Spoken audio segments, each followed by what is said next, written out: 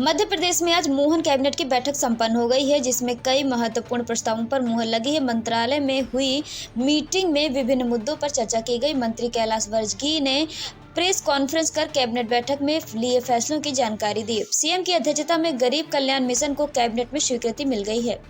मोहन सरकार ने साल 2028 तक मध्य प्रदेश से गरीबी खत्म करने का फैसला लिया है। मोहन कैबिनेट की बैठक में गरीब कल्याण मिशन पर मंथन कर इस योजना को कैबिनेट में स्वीकृति मिल गई है। मंत्री कैलाश विजयवर्गीय ने दी कैबिनेट के फैसलों की जानकारी देते हुए बताया कि साल 2028 तक गरीबी समाप्त करने का लक्ष्य रखा गया है।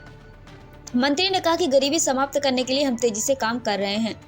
मंत्री विजयवर्गीय ने यह भी बताया कि डायल 100 का दूसरा चरण शुरू किया गया है। इंटीग्रेटेड सिस्टम के साथ डायल 100 शुरू होगी।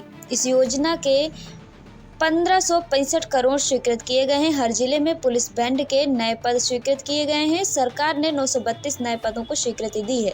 मुख्यमंत्री मछुआ संवर्धन योजना के लिए 100 करोड़ स्वीकृत हुए हैं।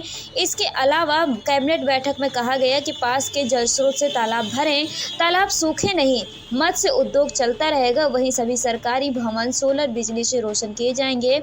इसके लिए पीपीपी मोड पर टेंडर जारी किया जाएगा। यह टेंडर निजी कंपनियों को देने का निर्णय लिया गया है।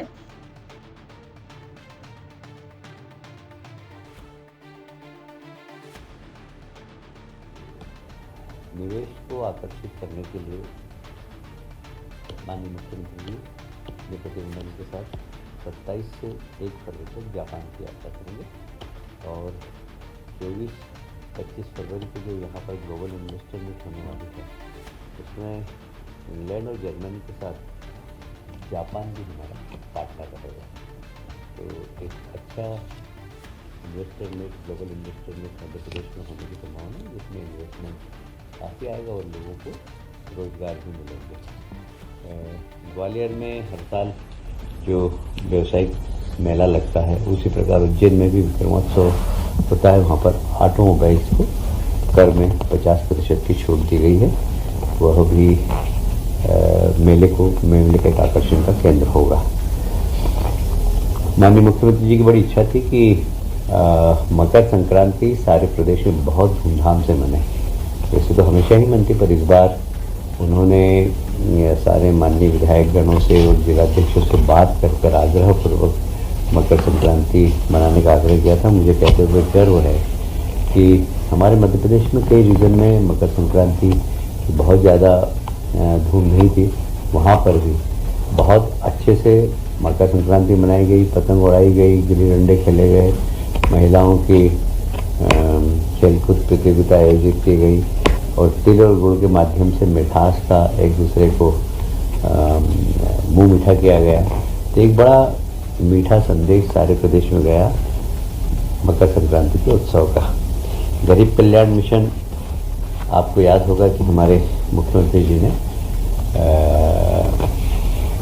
गणतंत्र दिवस पर इसकी घोषणा की थी और माननीय प्रधानमंत्री जी का भी विचार, हमारे सूत्र हैं कि हमें युवा कल्याण, महिला कल्याण, किसान कल्याण और गरीब कल्याण, ये चार जो मिशन है, इन 4 मिशन में से गरीब कल्याण हमारा एक बहुत ही महत्वपूर्ण मिशन है।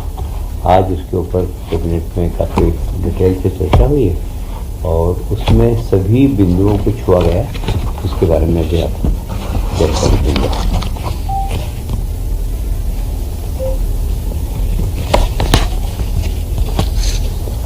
अभी जो ग्लोबल इन्वेस्टर मीट हो रही है, उसके लिए इन्वेस्टर को उचित अवसर मिले और बहुत इजी तरीके से वो आकर यहाँ पर इन्वेस्ट कर सके, इसलिए सारे विभागों को निर्देश दिए माननीय मुख्यमंत्री जी ने कि अपनी नीतियों में परिवर्तन करने की आवश्यकता हो तो परिवर्तन करें। साधारणतः होता है कि लोग एमयू कर लेते हैं, उसके बाद उनके चप्पल जूते घिसते रहते हैं। एक बार आ जाए, आने के बाद उनके जितने भी काम हैं वो जल्दी हो जाए। इसलिए सभी विभागों को निर्देश दिए कि अपनी नीति में परिवर्तित करना हो तो ग्लोबल इन्वेस्टर मीट से पहले अपनी नीतियों में परिवर्तित करना। जिसमें मैंने गरीब कल्याण मिशन के क्रियान्वयन के बारे में आपको बताया। इस मिशन का उद्देश्य मध्य प्रदेश में जितने भी गरीब और वंचित लोग हैं वे सशक्त हों, और हम ऐसा कोशिश करेंगे कि 2025 तक हम हर गरीब के पास तक पहुंचकर और उसकी गरीबी कैसे दूर हो सके उसके लिए काम करेंगे। और जैसे मछुआरे हैं, तो आज ही मछुआरों के लिए एक अच्छी पॉलिसी बने, बहुत बारीक चीज़ उसमें आज चर्चा हुई, जिसमें कि कौन सी मछली का मार्केट अच्छा है, ये व्यावसायिक दृष्टिकोण से देखकर उस मछली को वो उत्पादन करे जिससे कि उसकी आय बढ़े। तो सामान्यतः ट्रेडिशनल मछलियाँ होती हैं जिसको कि रेट वेट ज़्यादा मिलता नहीं। जैसे मुझे याद है झाबुआ में झींगा मछली का प्रयोग किया गया। झींगा मछली का प्रयोग करने के बाद वहाँ के आदिवासियों को सबसे 4 टाइम्स 5 टाइम्स इनकम हो रही है। तो ऐसी मछलियाँ जो बाज़ार में अच्छे भाव में बिक सकती है उसके बारे में भी किसानों को प्रशिक्षण दें, जिससे कि वो, तो एक मैंने उदाहरण दिया। ऐसे बहुत सारे बारीक बारीक बिंदुओं पर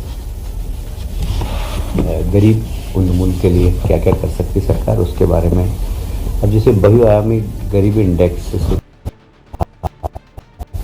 आप जानते हैं कि बहुआयामी जो गरीबी इंडेक्स है उसमें बहुत सारे सेगमेंट्स हैं।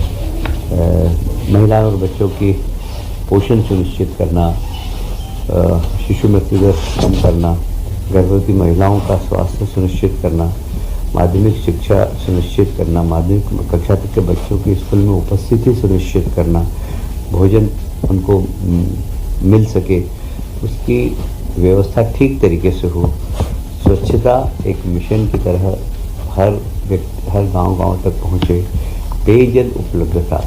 आप सब जानते हैं कि प्रधानमंत्री जी ने जल जीवन मिशन के माध्यम से प्रत्येक गांव में स्वच्छ जल पहुंचे, इसकी एक बहुत बड़ी योजना सारे देश के अंदर लागू की। मध्य प्रदेश ने उसका सबसे ज़्यादा लाभ उठाया है और हमें कैसे हुए गर्व है कि हर एक गाँव तक ये योजना पहुँच रही है और हर एक घर तक पहुँचाने की इसकी स्कीम है। विद्युत कनेक्शन वहाँ तक पहुँचे, जहाँ विद्युत कनेक्शन नहीं पहुँच सकते हैं, बहुत आप जानते हैं ट्राइबल इलाके में भौगोलिक क्षेत्र बहुत बड़ा होता है, तो कई बार वहाँ पर एकदम कनेक्शन पहुँचाना मुश्किल हो जाता है। तो वहाँ पर सोलर का हम उपयोग करके उसके घर को प्रकाशित कैसे कर सकते हैं, इसके बारे में हमें करना। आवास निर्माण गरीबों के लिए प्रधानमंत्री जी की आवास योजना, जो उसके वास्तव में उपभोक्ता है, जो वास्तव में उसके लाभ के बिंदु के अंदर आते हैं, श्रेणी में आते हैं, उनको उसका लाभ मिले।